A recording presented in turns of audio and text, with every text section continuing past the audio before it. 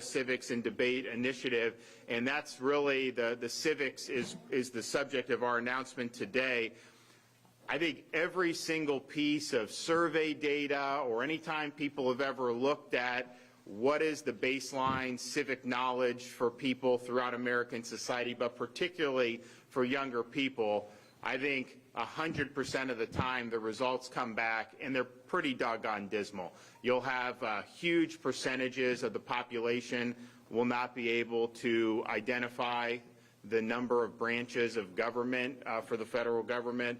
You will have key mistakes about what period of history does Abraham Lincoln belong in, who are some of the main founding fathers.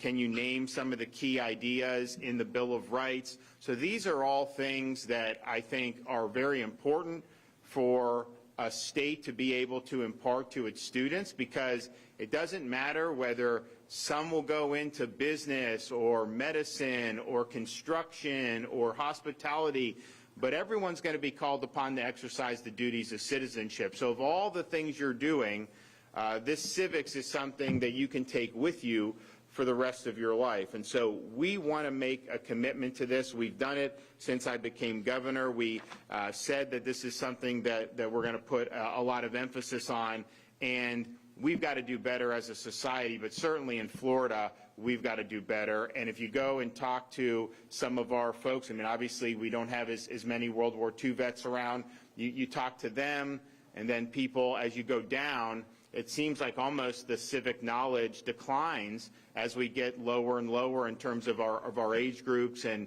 most of the high school and college is pretty paltry. Now, what they're doing here with these debate and what we're doing, we're really trying to fight that and fight that tide and really arm folks with a good foundation so that they can go out, pursue their dreams, but do so understanding the foundations that makes America what it is, and understanding what they'll be called upon to do when they're citizens of this republic.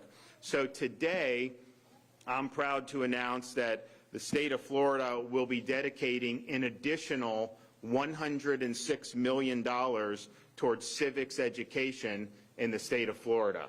And this funding will include a number of different avenues. The largest portion is $65 million for the creation and implementation of the Florida Civic Seal of Excellence, a new professional credential for educators in civics education. Every teacher who completes the training and earns the Civic Seal of Excellence will receive a $3,000 bonus from the state of Florida. This was something that we had announced we wanted to do many months ago. We had some of the funding that we received for the coronavirus. We went to the legislature. We told them, the legislature basically in the legislative session said, okay, send in your plan. And that's what we're doing. So the Department of Education has created this plan, and we're going to be able to get moving on this. We believe that once the curriculum is finalized, that we're going to be able during this school year to start awarding these bonuses and these credentials for the teachers who complete this. And it's not just for civics teachers. Obviously, I think people that are teaching civics should want to go through this. I think it's worthwhile. I think obviously there's a financial incentive to do it. But if you're teaching other subjects, not everyone has a connection, but certainly some other subjects do have a connection where this could be important for a baseline. So we're proud of being able to offer $3,000 bonuses, and we think this will be a real important credential for teachers, not just who focus on civics, but also who are involved in other areas. We're also doing $16.5 million for additional training, development, and classroom support for educators and principals seeking to elevate civics education in Florida schools.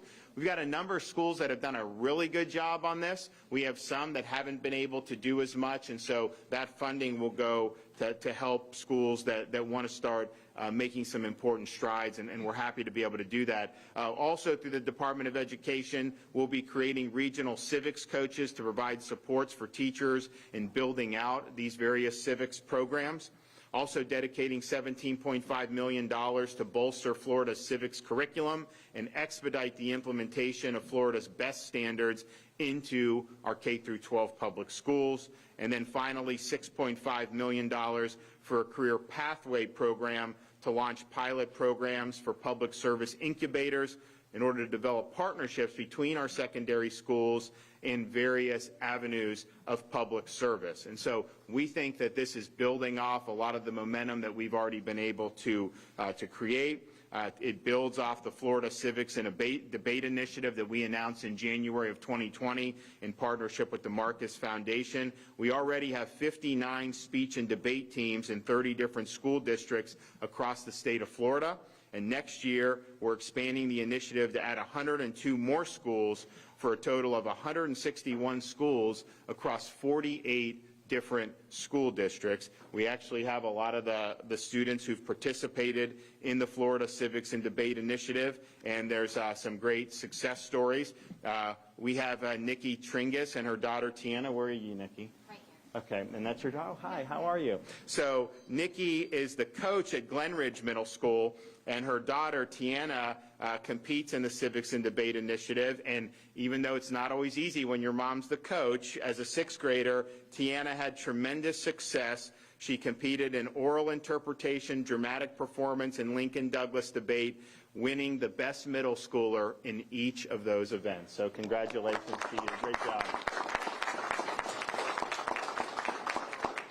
And then we have Jacob Gadberry, who is a graduate of Apopka High School. As a senior, he competed in the Civics and Debate Initiative. Now, he has had to overcome a condition he was born with. His bones are more brittle than normal. He's had to overcome a lot of broken bones and surgeries. And in spite of that, he has been a fierce competitor in debate. He's considered one of the leaders on the team, mentoring many younger members of the team. And you're going to start at where? Seminole State? Yes. Seminole State College here. When does that start? In August? August 23rd. Okay, so he's ready to go for that. We also have a number of other students joining us. I don't know if I have everyone, but I know I think we have Nicola Wells, Kendall Lindsay, Jennifer Sandman, and Lindsay Grover. Did I get everybody? Did I miss anybody? So why don't you give them all a hand for all that they've done.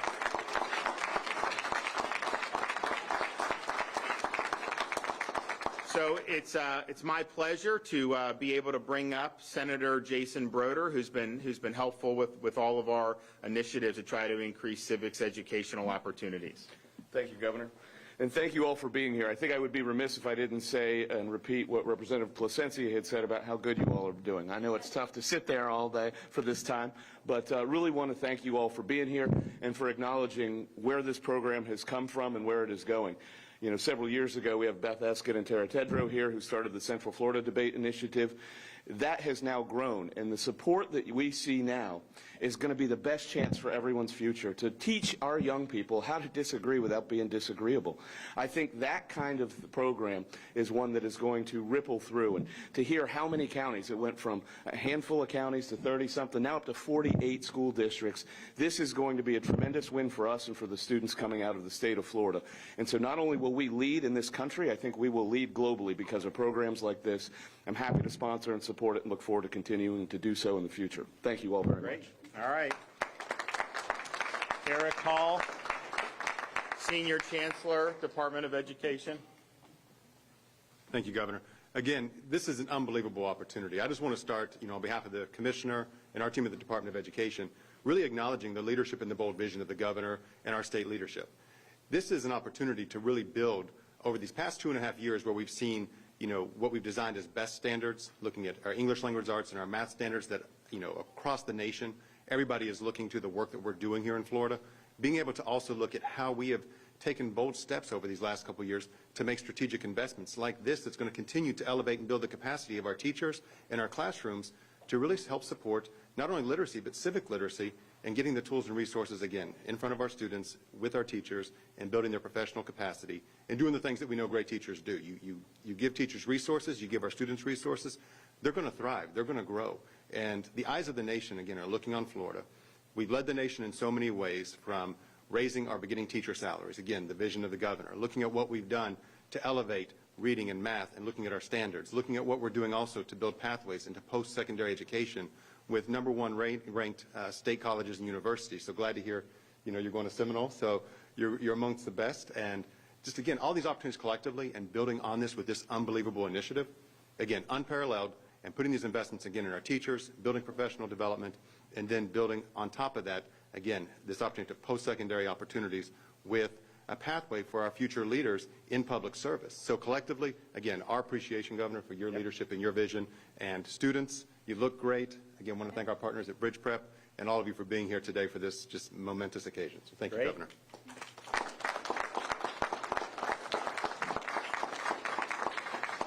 And how many teachers do we have here with us today?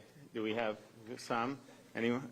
Okay, yeah. So we are going to be able, we got the legislature, I asked them to do $1,000 bonuses for all principals and public school teachers, and so that's going to be hitting in August. I just got a brief on that, so we're excited to be able to do that, and that applies obviously to all the school districts and also all the charter schools like here at here today in Orlando. So, do you want to say a little bit about your experience or no?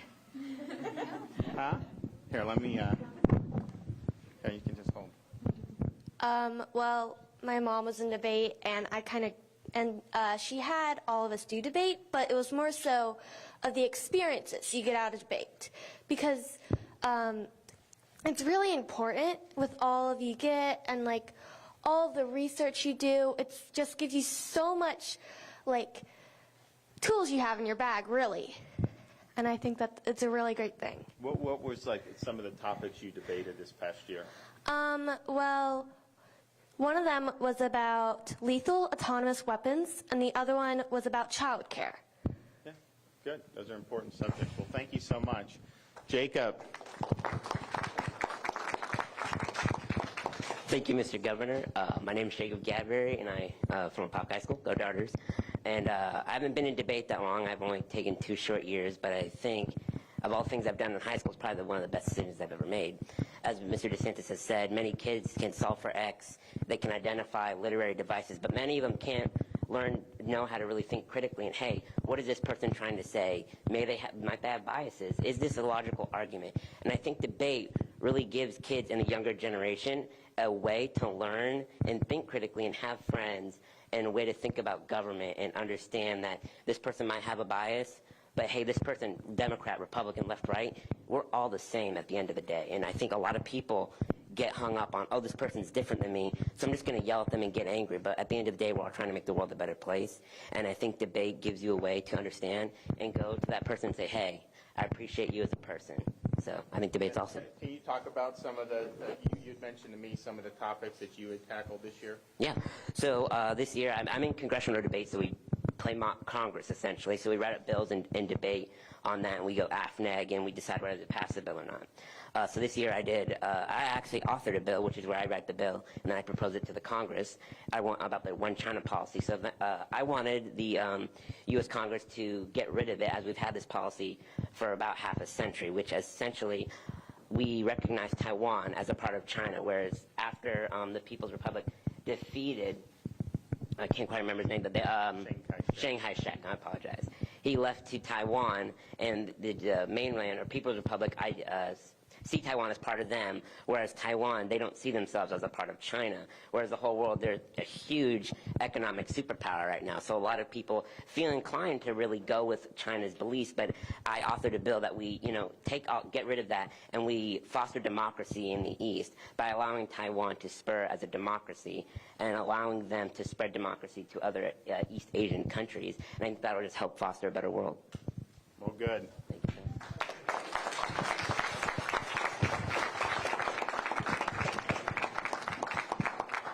Well, as a recovering congressman, I do remember how it worked up there, and you would add a lot of support for that, I think, for that insight. So we're excited about this, and as I mentioned, this is something that they are working on. Commissioner Corcoran, we want to get these credentials.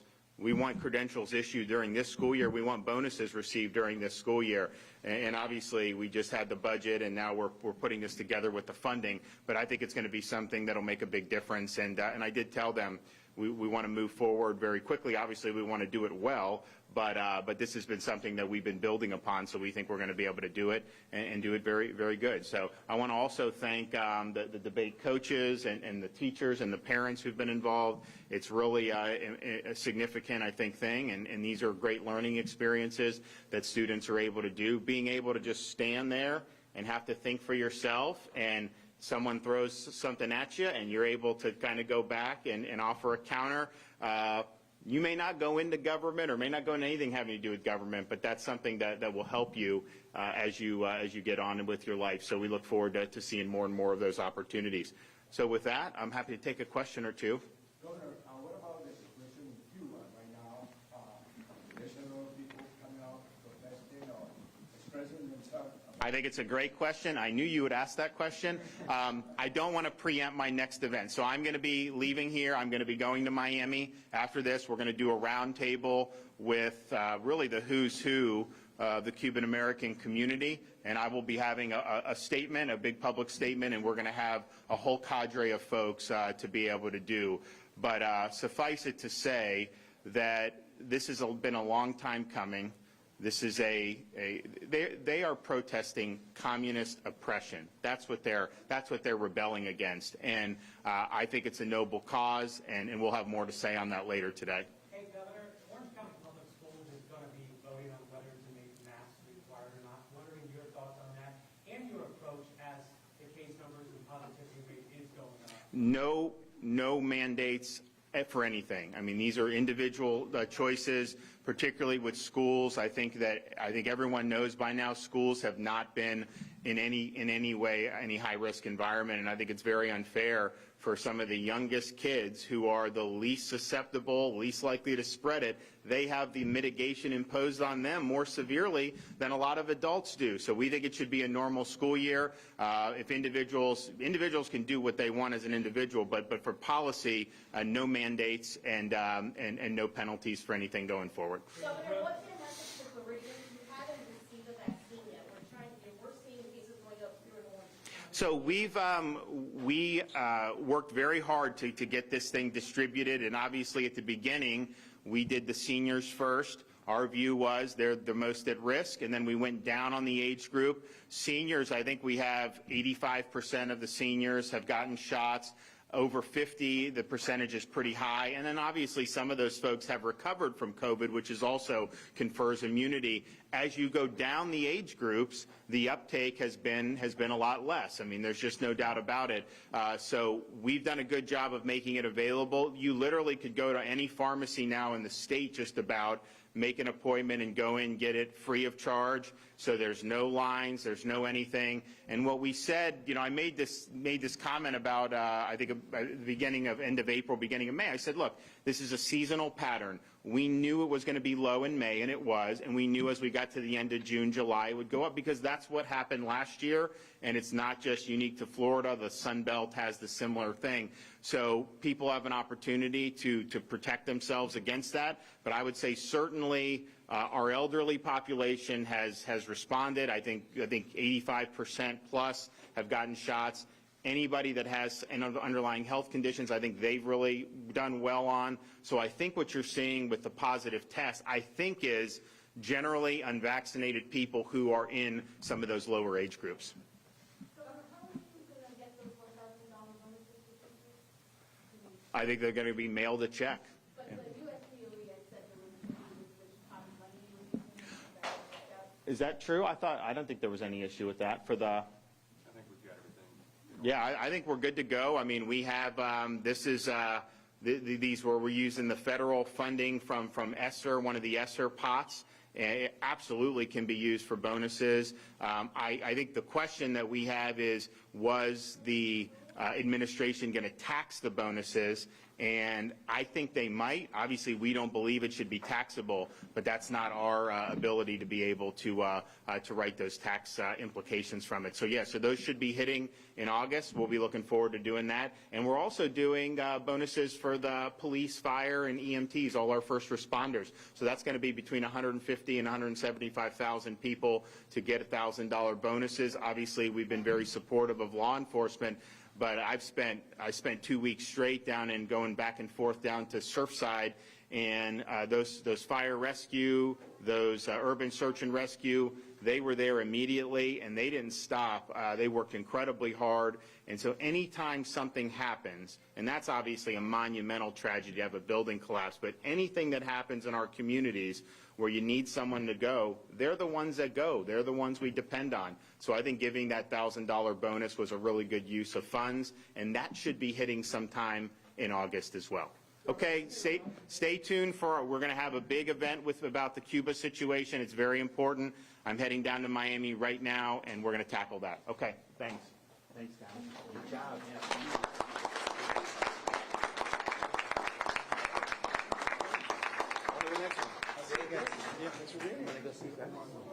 Dude,